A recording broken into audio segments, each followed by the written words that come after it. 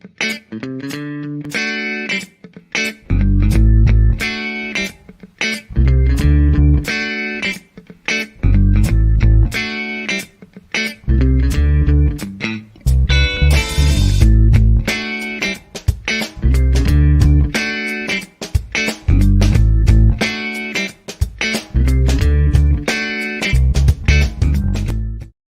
content discussed on this program is often medical in nature and is used for informational purposes only.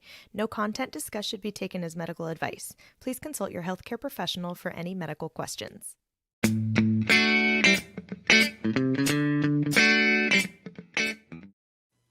Hello, everyone. I am Tori McGee, and this is the Rapid Recovery Report sponsored by ROMTech, the modern technology of rehabilitation. So we'll be doing a weekly series, if you haven't caught on yet, every Thursday at 4 p.m. Pacific and 7 p.m. Eastern, where we talk to different guests, whether it's a surgeon or a patient or one of our own ROM stars, as we like to call them, to get you some insight information and discuss wellness, health, and touch on ROMTech's PortableConnect. Now, if you're new to ROMTech, this right here that's going to pop up on the screen, our producer Gio is going to put that up there, is the PortableConnect. And it is a high tech at getting patients moving forward and moving generally after injuries and after surgeries. So if you want to learn a little bit more about us, you can visit us at www.romtech.com and follow us on the social media handles listed right there. Isn't that cool? We're pretty fancy here on our podcast. So we've actually got a guest today that I'm so excited about. I get to work with her every day, Kelsey Szukhent. And she is actually the recipient of our very first ROMTech ever Indiana Jones Award. And we'll talk about that here in a minute. But a little background on Kelsey. So Kelsey's been with ROMTech since November of 2017. And she was one of the original 10 team members during the early days here at ROM. So her background's in healthcare with a focus in internal medicine and patient care. So back in 2015, she set out to break the routine of a 9-to-5 and started her own consulting business. And then after being introduced to ROMTech, she started working in fundraising as well as marketing for the PortableConnect. At the launch of the first ROMTech pilots in January 2020, she immediately started working with our COO to lead efforts in market development, expanding the reach of ROMTech's brand and servicing patient recovery needs for the first time as a company. She now directs the market development and inside sales teams as ROMTech reaches new heights. So welcome, Kelsey. I'm so happy you're here. Oh, thank you. I'm excited. So thanks for letting me be a little star on the Rapid Recovery Report. Of course. Now show us that beautiful award that you have. Oh my gosh, it was so pretty. So whoever, I think this was Wendy Para, who is amazing.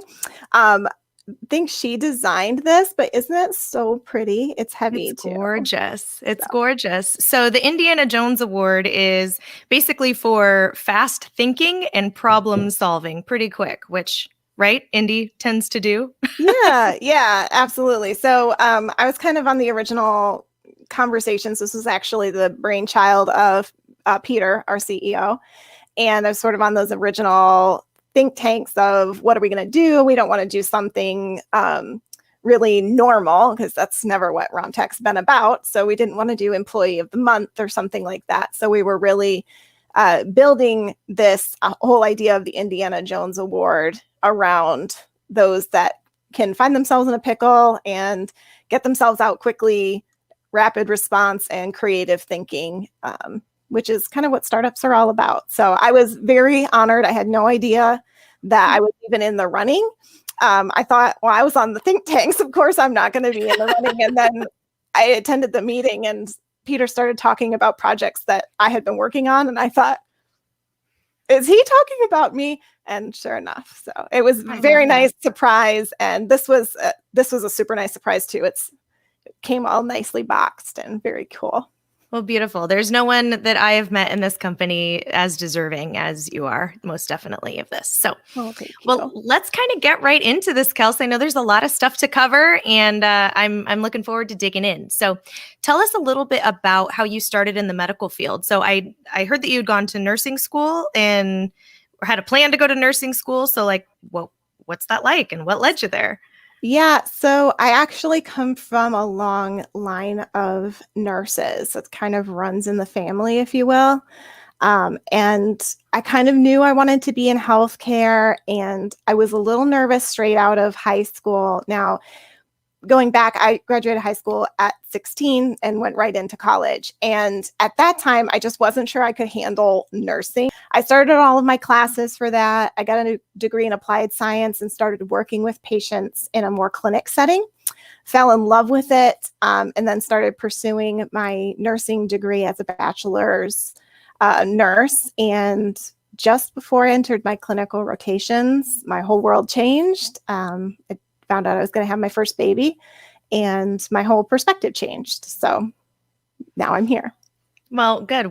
It's nice, I'm sure, to have that background working with patients while you're kind of developing everything having to do with ROMTech and the processes. So, I mean, that kind of leads, I guess, into the next question of how did your story begin with us here at ROMTech as one of the very first people to be hired when the product didn't even exist yet? Yeah, it's sort of a funny story, and I really blame it on how contagious Peter's enthusiasm is, because I had started my consulting business, and I was consulting for several companies. And then I just got this call out of the blue from Peter Arn, and I'd never heard of Peter Arn before. I quickly kind of looked up the website, and we were on a Zoom 10 minutes later, face to face. And mind you, at this time, I was not expecting a Zoom. So did not look like this. It looked more like, I had crawled out from under a bridge or something. And Peter didn't care. He was just like, hey, can you help me get this job done? I've got this idea, and I need a great engineer, and I need somebody that can spend like all day just finding an engineer that will take this on and make it happen. And so I think it was just his enthusiasm was so contagious. He's a great sales guy, that Peter, and I was hooked.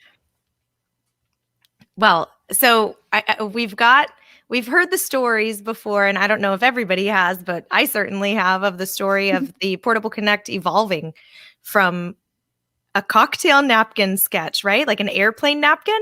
Yeah. So sort of the start of it all was just the lamentings of an orthopedic surgeon with the right ears in the room, of, gosh, it's so difficult to get my patients moving sometimes. I just wish I could do XYZ. And then the idea was kind of born and trialed on our larger product, the ProCycle.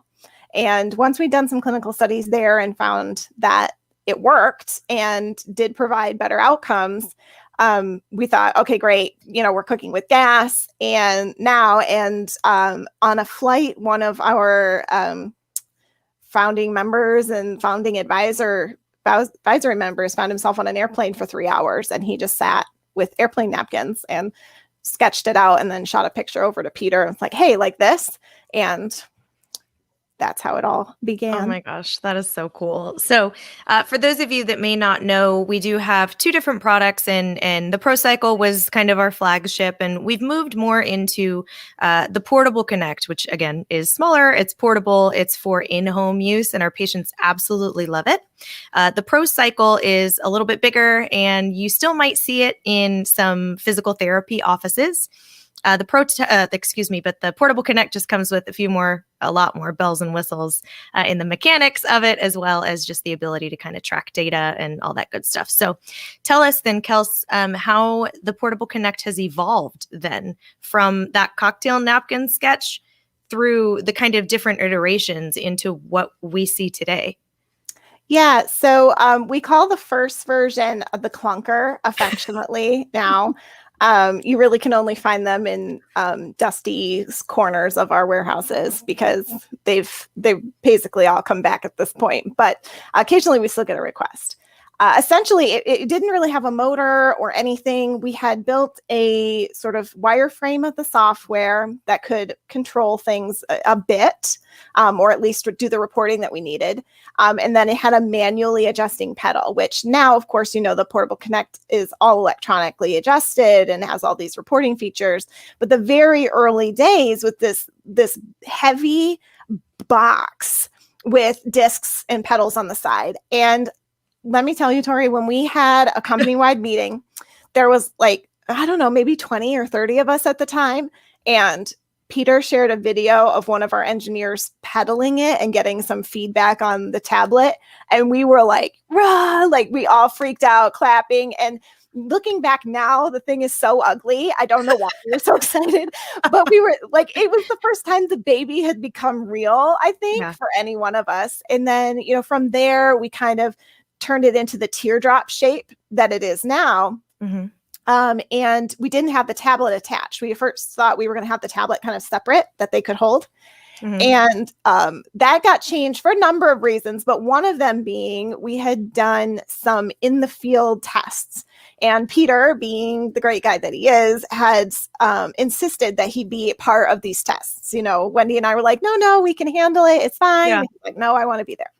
So we put ads out on Craigslist and said, we'll pay you $25 to show up at this hotel meeting room and just tell us what you think of this product.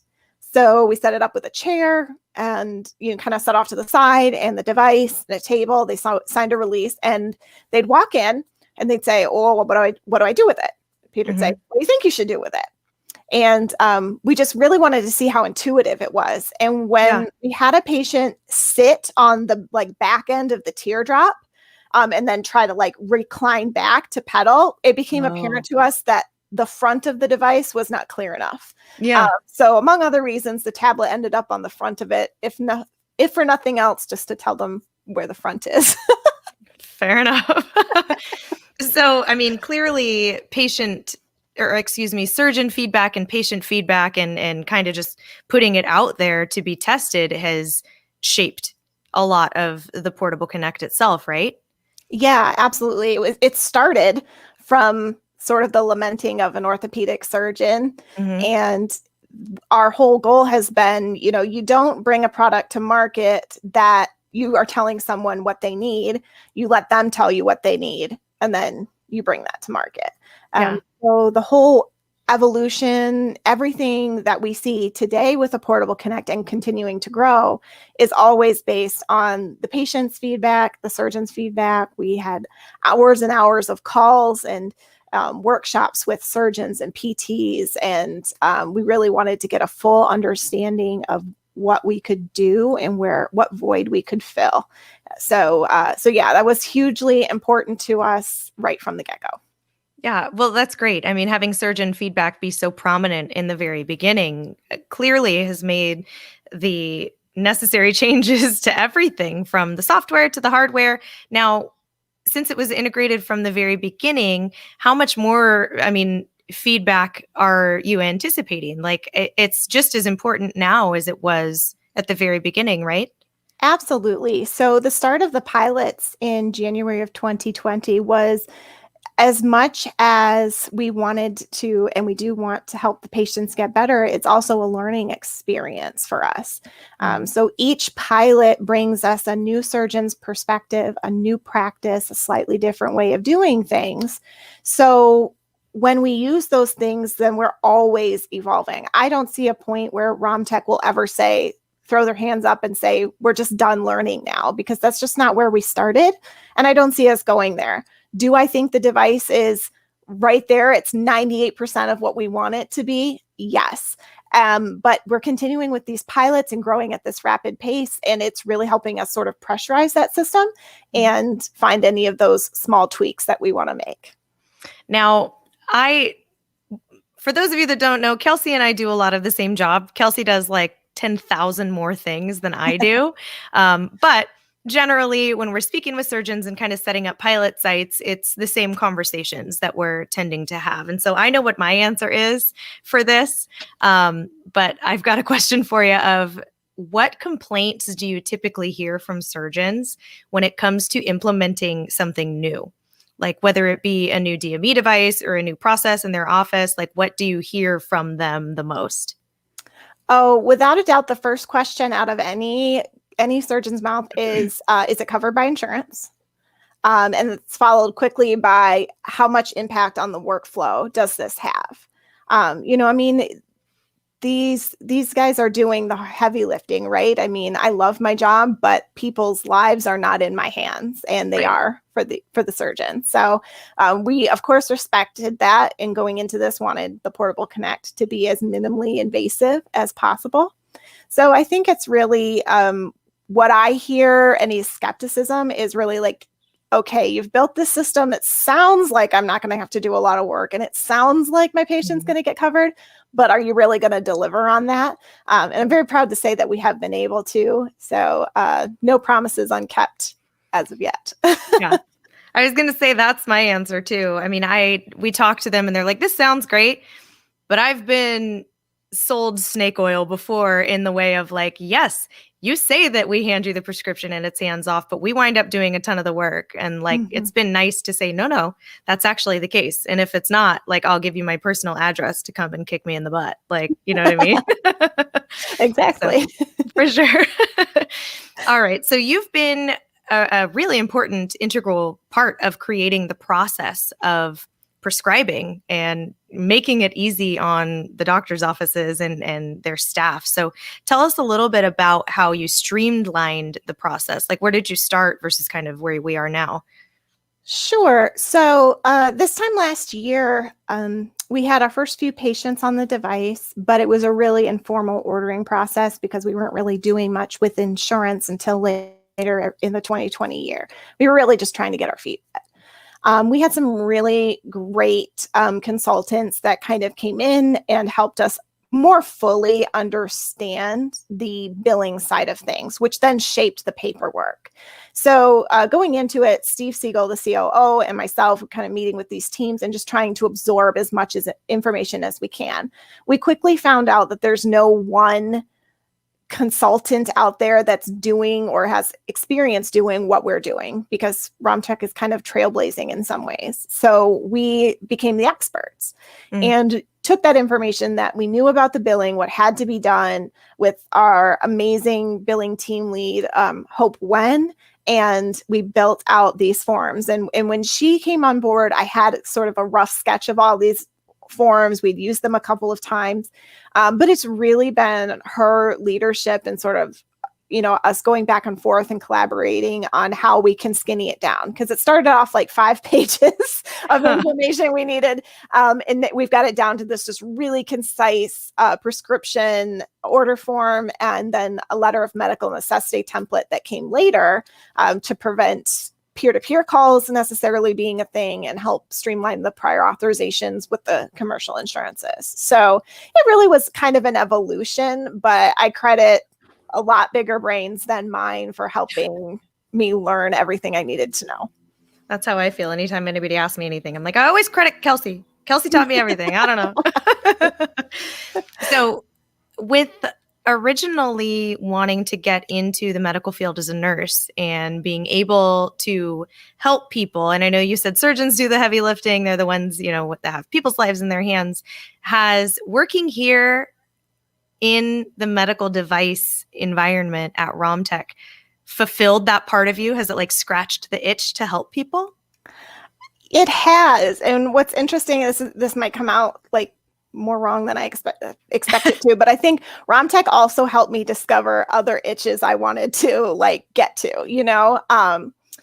I love patient care. I had some really close relationships with patients of mine. They made me things for my first baby, and I'm still in touch with them, and they will check in. They know where I live. Like, I had really good relationships with my patients, and I loved that.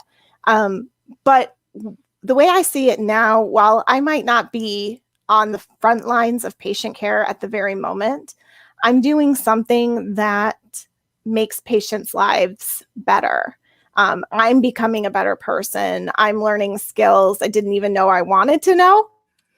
And I'm really evolving as a human being. And I am so thankful for that opportunity with ROMTech, because it really is about the gumption you have rather than the experience you bring to the table, because it's all about that sort of ROMTech at heart. And everything else can be trained. And I'm very thankful that I took the jump in November of 2017, and looking back at that person now, I realize I've grown so much more and have been able to evolve in ways I wouldn't have if I had stayed put. So yes, it has scratched the itch in terms of making patients' lives better, but it's also changed my perspective on how I can do that. Yeah, I love that. I do. All right, so we've got some folks that are watching live. If you guys have any questions, we might be able to field one or two before our time's up. So go ahead and drop them in the comment section and we'd be happy to get to those. But this one is, I think, something that we haven't really talked all that much about before, Kelsey, and I'd like to just kind of chat about it. So since Kelsey and I kind of are able to work together throughout the day, we already know how the like family aspect of ROMTech is. And I always feel stupid when I refer to it as like, it's a family, because there's so many companies that do say that. And I think that they say it just so that it makes them sound good and makes the employees like want to feel important or something like that. But this is one of the first experiences that I've had in working with a group of people, and like our immediate core group of folks that we work with in our department in market development are all women. And then we've got, you know, like our other circle that's attached that's mostly men. And so we kind of get to work with both, but like hand in hand, we are like a Red Rover kind of holding hands team with myself and Kelsey and one of our other gals, Catherine. And it's one of those, I guess, just kind of environments where maybe there might be some hesitation because it is all women, and that tends to sometimes get a little catty or just a little bit competitive. And it has not been that for 1 second. And I'm experiencing that, you know, familial kind of friendship and rollover in every person that I meet in the different departments. Has it always been like that, Kelsey? Yeah, I mean, that's really not an accident. You know, when it was the original 10, there was no HR, there was no quality, there was no departments. It was just sort of jump in, help out, do whatever you can, get the job done, and help move the ball forward. And I'm very proud of this entire team that we have kept that. And it's been a very important part of building the team out in inside sales and outside sales. Market development, that we continue that, because I think that's when people work the best, when they are actually valued. And I would echo and agree with what you said there. I think a lot of companies use that like, oh, we're a family, but they use it in a way to be like, oh, we're a family, so of course you'll work overtime. Well, of course you'll do this, you know, like we're going to beat you with a stick, but we're a family. And that's not what you have here. There's pros and cons to everything, right? I mean, you work in a big company, you kind of punch in, you punch out, you know exactly what's expected of you every day. And, you know, you don't have nearly as many fires, but it is harder to have your voice heard or to feel like you're making a difference. Whereas in a startup environment, it can be like it has been with ROMTech, which is very familial. And hey, buddy, how can I help you? And you get to have your voice heard, but there's an element of chaos in startups that I think some of us thrive in. I don't know what that says about me as a human, but I'll take that off the table for now. But I can say that I worked with many people over the course of my career prior to ROMTech, and I still talk to those people occasionally. But I can tell you that some of the friends and relationships that I have made here, including yourself, if I were to lose those tomorrow, I would be like a changed person. Like I would be a devastated human. These people are like, they are a family. And because we work so hard, we have each other's back. And that is so amazing. So I would encourage like anybody that's just learning about ROMTech or has seen the Help Wanted ads and thought, well, I'll check out the podcast first, do it. You won't regret it. You'll sometimes wonder if we put stuff in the Kool-Aid, because like once you get in, you're like, live and die ROMTech. Yeah, a lifer. Yeah, exactly. Yep.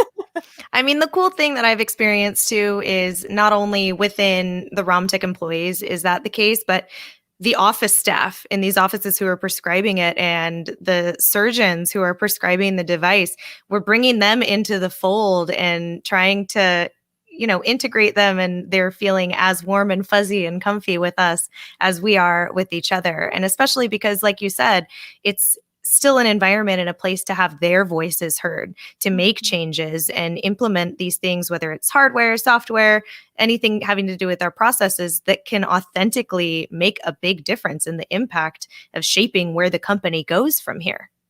Oh, absolutely. We're in the middle of a project right now for building electronic ordering that's similar to other platforms that clinic staff have been using. And that was the direct result, literally, like we had not thought about that in realistic terms until we started this project of actually speaking to the office staff and saying, hey, what do you like? What do you not like? What do you want to see? What's the easiest thing for you to order for your physician? What's the hardest thing? Where do we stand there?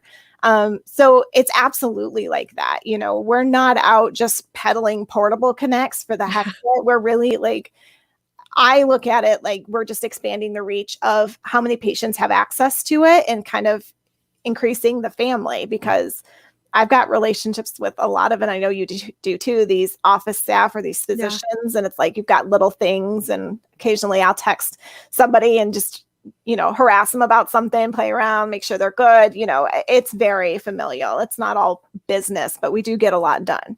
I will say that. Most definitely. Well, I think that this has been one of the most fun, I think, for me to do, because I'm able to sit down and actually talk with like a really good friend of mine now and do one of these and inform people as well. And our producer, she wanted me to not mention her, but I'm gonna, because, family and we razz each other.